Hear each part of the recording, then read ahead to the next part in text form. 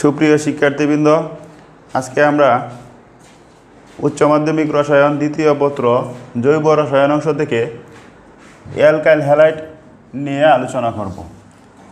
Alkyl halide কি? যে alkyl হ্যালাইডের সাধারণ সংকেত হলো RX। এর মধ্যে দুইটা অংশ থাকে, একটা হলো অ্যালকাইল অংশ আর একটা হলো হ্যালাইড অংশ। অ্যালকাইল মূলক এর সাথে হ্যালাইড মূলক যদি যুক্ত থাকে তাহলে সেটা হলো অ্যালকাইল হ্যালাইড। আমরা জানি অ্যালকেনের সাধারণ সংকেত CnH2n+2। অ্যালকেন থেকে যদি একটা হাইড্রোজেন অপসারিত হয় এবং সেই জায়গায় যদি একটা হ্যালোজেন যুক্ত হয় তাহলে যা পাওয়া যাবে সেটাই হলো অ্যালকাইল হ্যালাইড, যেখানে n এর মান 1, 2, 3, 4 এরকম পূর্ণ সংখ্যা হবে। n এর মান যদি 1 হয়, এই ক্ষেত্রে আমরা যে অ্যালকাইল হ্যালাইডটা পাবো সেটা হলো মিথাইল হ্যালাইড। মিথাইল হ্যালাইড বিভিন্ন ধরনের হতে পারে। এখানে আমি যদি হ্যালোজেন হিসাবে ক্লোরাইড ব্যবহার করি তাহলে পাবো মিথাইল ক্লোরাইড।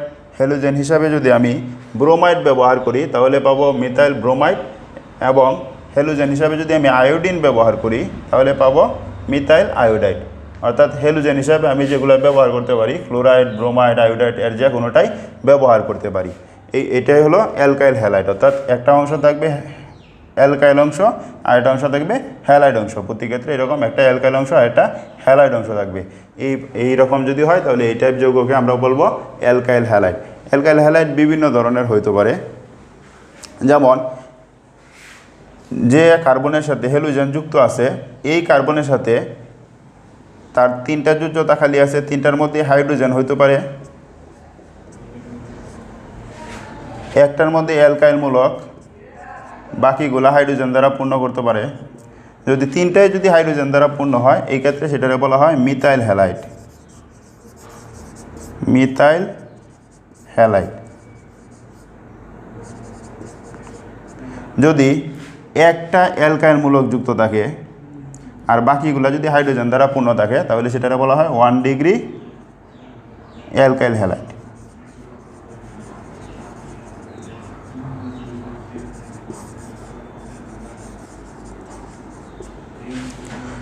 যদি 2টা অ্যালকাইল মূলক যুক্ত থাকে এবং অপর যোজ্যতা যদি হাইড্রোজেন দ্বারা পূর্ণ থাকে তাহলে সেটাকে বলা হবে 2 ডিগ্রি অ্যালকাইল হ্যালাইড, এবং 3টায় যদি অ্যালকাইল মূলক দ্বারা যুক্ত থাকে তাহলে সেটাকে বলা হবে 3 ডিগ্রি অ্যালকাইল হ্যালাইড।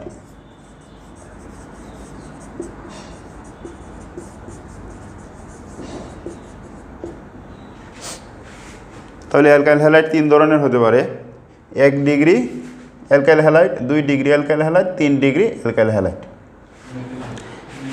এখন আমরা দেখব অ্যালকাইল হ্যালাইডের প্রস্তুতি। অ্যালকাইল হ্যালাইডের প্রস্তুতি অ্যালকেন থেকে অ্যালকাইল হ্যালাইড প্রস্তুত করা যায়। এই ক্ষেত্রে সূর্যালোকের উপস্থিতি অথবা 400 ডিগ্রি সেলসিয়াস তাপমাত্রা সূর্যালোকের উপস্থিতিতে আয়রন প্রভাবক সহ যদি অ্যালকেন হ্যালোজেনের সাথে বিক্রিয়া করে উৎপন্ন করে অ্যালকাইল হ্যালাইড এবং সাথে হাইড্রোজেন হ্যালাইড উৎপন্ন করে।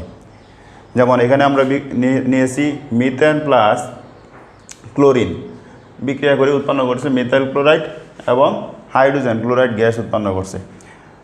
আবার অ্যালকিন থেকেও অ্যালকাইল হ্যালাইড প্রস্তুত করা যায়। অ্যালকিন এবং হাইড্রোজেন হ্যালাইডের বিক্রিয়া জৈব পারক্সাইড প্রভাবকের উপস্থিতিতে অ্যালকিন এবং হাইড্রোজেন হ্যালাইডের বিক্রিয়া অ্যালকাইল হ্যালাইড উৎপন্ন করে। এই বিক্রিয়াটি একটি সংযোজন বিক্রিয়া। আবার অ্যালকোহল থেকেও অ্যালকাইল হ্যালাইড প্রস্তুত করা যায়। অ্যালকোহল থেকে অ্যালকাইল হ্যালাইড কয়েকটি ভিন্ন পদ্ধতিতে প্রস্তুত করা যায়, যেমন অ্যালকোহল এবং হাইড্রোজেন হ্যালাইডের বিক্রিয়া উৎপন্ন হয় অ্যালকাইল হ্যালাইড এবং পানি। হাইড্রোজেন হ্যালাইডের এইচ অংশ এবং অ্যালকোহলের OH অংশ মিলে উৎপন্ন করে পানি, আর ওই অ্যালকাইল অংশ এবং হ্যালোজেন অংশ এই দুইটা যুক্ত হয়ে উৎপন্ন করে অ্যালকাইল হ্যালাইড। আবার অ্যালকোহলের সাথে ফসফরাসের পেন্টাহ্যালাইড এবং ট্রাইহ্যালাইডের বিক্রিয়া অ্যালকাইল হ্যালাইড প্রস্তুত করা যায়। অ্যালকোহলের সাথে ফসফরাস পেন্টাহ্যালাইডের বিক্রিয়া যদি অ্যালকোহল এবং ফসফরাস পেন্টাহ্যালাইড যোগ করে উত্তপ্ত করা হয় এই ক্ষেত্রে অ্যালকাইল হ্যালাইড উৎপন্ন হয়, সাথে ফসফরাস অক্সিট্রাইহ্যালাইড এবং হাইড্রোজেন হ্যালাইড উৎপন্ন করে। আবার অ্যালকোহলের সাথে ফসফরাস পেন্টাহ্যালাইডের বিক্রিয়া যেভাবে মেকানিজমটা যেভাবে অ্যালকোহল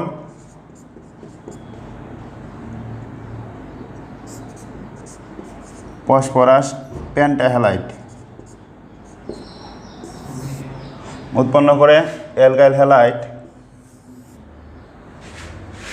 ফসফরাস অক্সিট্রাইহ্যালাইড এবং হাইড্রোজেন হ্যালাইড উৎপন্ন করে। আবার অ্যালকোহলের সাথে ফসফরাস ট্রাইহ্যালাইডের বিক্রিয়ায় অ্যালকাইল হ্যালাইড এবং ফসফরিক অ্যাসিড উৎপন্ন করে।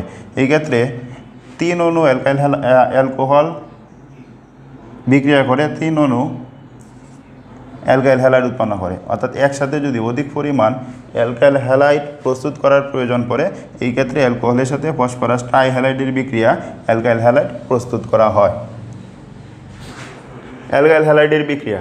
অ্যালকাইল হ্যালাইড নিউক্লিওফিলিক প্রতিস্থাপন বিক্রিয়ায় অংশগ্রহণ করে। অ্যালকাইল হ্যালাইডের এখানে কার্বন এবং হ্যালোজেন এর মধ্যে তড়িৎ ঋণাত্মকতার পার্থক্য। সাধারণত হ্যালোজেন সমূহ অধিক তড়িৎ ঋণাত্মকতা বিশিষ্ট হয়। এই ক্ষেত্রে এই কার্বন নিউক্লিয়াস তুলনামূলকভাবে ধনাত্মক হয় এবং এটা তুলনামূলকভাবে ঋণাত্মক হয়। আমরা জানি নিউক্লিওফাইল সমূহ নিউক্লিয়াসকে আকর্ষণ করে, অর্থাৎ নিউক্লিওফাইল যেহেতু নিজে নেগেটিভ অথবা প্রসম হলেও তার মধ্যে মুক্তজোড়ী ইলেকট্রন থাকে, এই ক্ষেত্রে তারা নিউক্লিয়াসকে আকর্ষণ করে।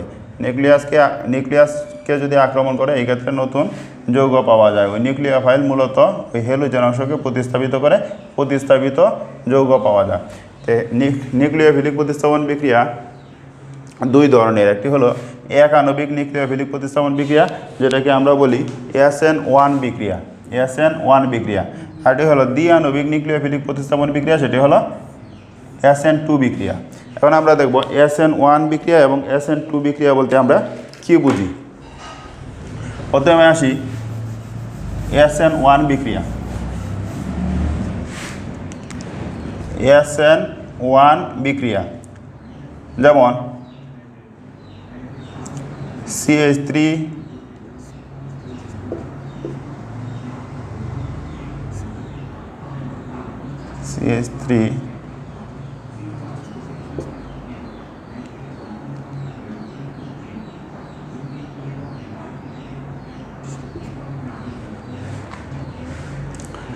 এখন আমরা দেখব SN1 বিক্রিয়া কি। SN1 বিক্রিয়া মানে যে সকল নিউক্লিওফিলিক প্রতিস্থাপন বিক্রিয়ার হার একটি মাত্র বিক্রিয়কের ঘনমাত্রার উপর নির্ভর করে তাদেরকে SN1 বিক্রিয়া বলা হয়। যেমন 3 ডিগ্রি অ্যালকাইল হ্যালাইডের সাথে যদি নিউক্লিওফাইল যোগ করা হয়, এই ক্ষেত্রে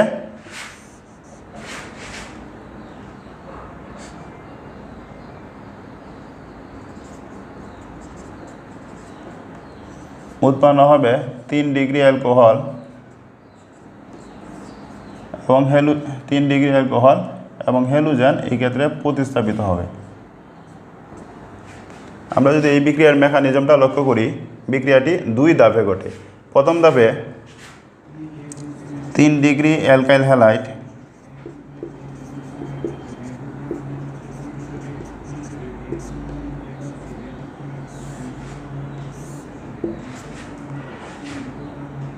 বন্ধনজোড় ইলেকট্রন হ্যালোজেনের দিকে সরে যাওয়ায় কার্বোক্যাটায়ন 3 ডিগ্রি কার্বোক্যাটায়ন এবং হ্যালাইড আয়ন গঠন করে। এই বিক্রিয়ার এই ধাপটা খুবই ধীর গতিতে ঘটে। পরবর্তীতে 3 ডিগ্রি কার্বোক্যাটায়ন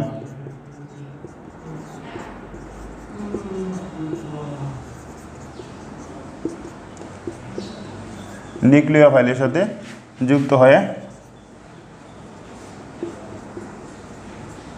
এখানে আমরা দেখতে পাচ্ছি অ্যালকোহল গঠন করে।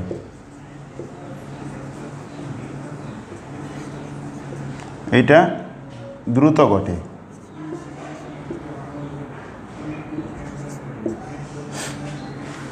এই বিক্রিয়ার গতি একটি মাত্র বিক্রিয়কের গতির উপর নির্ভর করে। কেননা আমরা জানি যে বিক্রিয়ার গতি যদি একাধিক ধাপ থাকে, এই ক্ষেত্রে বিক্রিয়ার গতি নির্ধারক ধাপ হলো সেই ধাপটা যেখানে যে ধাপটা সবচেয়ে ধীরগতি সম্পন্ন, আর ধীরগতিতে সম্পন্ন ধাপে শুধুমাত্র একটা বিক্রিয়কই উপস্থিত, সেটা হলো 3 ডিগ্রি অ্যালকাইল হ্যালাইড। আমরা যেটা নিলাম অ্যালকাইল হ্যালাইড অংশ, অর্থাৎ এই বিক্রিয়ার গতি শুধুমাত্র অ্যালকাইল হ্যালাইডের গতির উপরই নির্ভর করে। সেই কারণে এটাকে বলা হয়েছে এক আণবিক নিউক্লিওফিলিক প্রতিস্থাপন বিক্রিয়া। যে বিক্রিয়ায় প্রথমে অ্যালকাইল হ্যালাইড ব্যঙ্গে কার্বোক্যাটায়ন এবং হ্যালাইড আয়ন উৎপন্ন করে, পরবর্তীতে নিউক্লিওফাইলের সাথে ওই কার্বোক্যাটায়ন যুক্ত হয়ে নতুন যৌগ উৎপন্ন করে। এটাকে বলা হয় SN1 বিক্রিয়া। আবার SN2 বিক্রিয়াটা যদি আমরা একটু দেখি, SN2 বিক্রিয়ার দিকে যদি আমরা লক্ষ্য করি, তো এই বিক্রিয়ায় বিক্রিয়ক এবং নিউক্লিওফাইল উভয় বিক্রিয়কের ঘনমাত্রার উপর বিক্রিয়ার গতি বা হার নির্ভর করে। তবে এই বিক্রিয়াটি SN1 বিক্রিয়ার মতো 2 ধাপে নয়, বরং 1 ধাপে ঘটে। প্রথমে নিউক্লিওফাইল আক্রমণকারী বিকারক বা নিউক্লিওফাইল অ্যালকাইল হ্যালাইডের কার্বনকে আক্রমণ করে। তখন একটা অবস্থা, জটিল অবস্থার সৃষ্টি হয়। জটিল অবস্থার সৃষ্টি হয়, এটাকে বলা হয় জটিল অবস্থা। জটিল অবস্থাটা হলো এমন একটা অবস্থা যেখানে নিউক্লিওফাইল এবং হ্যালোজেন দুইটাই উপস্থিত থাকে। দুইটার সাথেই ওই মধ্যবর্তী অবস্থা, অর্থাৎ কোনোটার সাথেই ঠিক এই অবস্থায় হ্যালোজেনটাও সম্পূর্ণ ত্যাগ করে না, আবার নিউক্লিওফাইলটাকেও সম্পূর্ণরূপে গ্রহণ করে না। ধীরে ধীরে নিউক্লিওফাইলের সাথে তার সম্পর্ক তুলনামূলকভাবে শক্তিশালী হয় এবং এই হ্যালোজেনের সাথে সম্পর্ক দুর্বল হয়ে পড়ে। একটা সময় হ্যালোজেন আলাদা হয়ে পড়ে এবং নিউক্লিওফাইল তার সাথে যুক্ত হয়ে নতুন যৌগ গঠন করে। সেটা হলো SN2 বিক্রিয়া। এবং এই বিক্রিয়ার গতি নিউক্লিওফাইল এবং হ্যালোজেন উভয় বিক্রিয়কের ঘনমাত্রার উপর নির্ভরশীল। SN1 এবং SN2 বিক্রিয়া কোন ক্ষেত্রে কিভাবে হয় সেটা আমরা এখন আলোচনা করব। SN1 আমরা লক্ষ্য করছি যে SN1 বিক্রিয়া সেটা 3 ডিগ্রি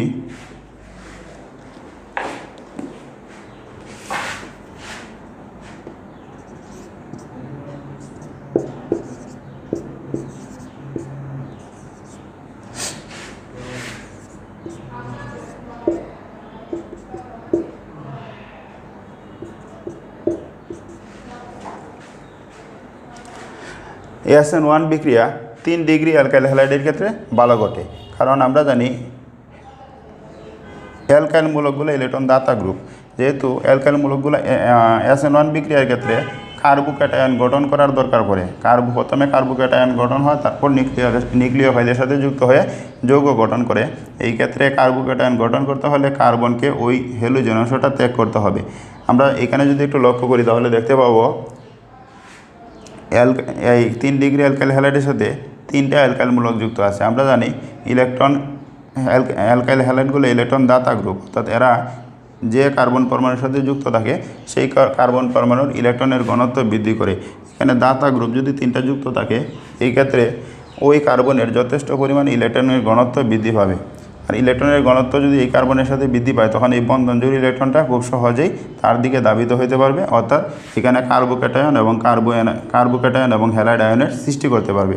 কিন্তু SN2 বিক্রিয়া এখানে কার্বোক্যাটায়ন সৃষ্টি করার প্রয়োজন পড়ে না। সেখানে দরকার নিউক্লিওফাইল কীভাবে সহজে আক্রমণ করতে পারে। এখানে যদি একটা অ্যালকাইল মূলক যুক্ত থাকে তাহলে নিউক্লিওফাইল খুব সহজেই সেখানে যুক্ত হতে পারবে বা তাকে ধাক্কা দিতে পারবে। কিন্তু 3টে অ্যালকাইল মূলক যদি যুক্ত থাকে, আমরা জানি অ্যালকাইল মূলকগুলো হাইড্রোজেনের তুলনায় ভারী মূলক। এই ক্ষেত্রে স্টেরিক বাধা বা স্থানিক বাধার কারণে ওই নিউক্লিওফাইল অংশ তাকে আক্রমণ করতে পারবে না, কিন্তু এখানে সহজেই আক্রমণ করতে পারবে। এই কারণে SN1 বিক্রিয়া 3 ডিগ্রির ক্ষেত্রে সবচেয়ে ভালো ঘটে, তারপর 2 ডিগ্রির ক্ষেত্রে, তারপর 1 ডিগ্রির ক্ষেত্রে। SN1 বিক্রিয়া ক্রম 3 ডিগ্রির ক্ষেত্রে সবচেয়ে ভালো ঘটে, অতঃপর 2 ডিগ্রির ক্ষেত্রে, 1 ডিগ্রির ক্ষেত্রে খুবই কম ঘটে। আর অপরদিকে SN2 বিক্রিয়া 1 ডিগ্রির ক্ষেত্রে সবচেয়ে ভালো ঘটে, তারপর 2 ডিগ্রির ক্ষেত্রে, তারপর 3 ডিগ্রির ক্ষেত্রে। কারণ এই ক্ষেত্রে নিউক্লিওফাইল আক্রমণ করতে হলে বা নিউক্লিওফাইল যদি কেন্দ্রীয় কার্বনকে ধাক্কা দিতে চায়, এই ক্ষেত্রে 1 ডিগ্রির ক্ষেত্রে সবচেয়ে বেশি সুবিধা করতে পারে। 2 ডিগ্রির ক্ষেত্রে যেহেতু স্টেরিক বাধা বাড়বে, এই ক্ষেত্রে নিউক্লিওফাইল ধাক্কা দিতে পারবে না। 3 ডিগ্রির ক্ষেত্রে সেটা আরও অসম্ভব, যার কারণে 1 ডিগ্রির ক্ষেত্রেই SN2 বিক্রিয়া সবচেয়ে ভালো ঘটে, তারপর 2 ডিগ্রি, তারপর 3 ডিগ্রি। সুপ্রিয় শিক্ষার্থীবৃন্দ, আজকে এই পর্যন্তই। পরবর্তীতে আমি চেষ্টা করব তোমাদের জন্য নতুন কোনো ক্লাস নিয়ে আসতে। সেই পর্যন্ত সবাই ভালো থাকো, ধন্যবাদ।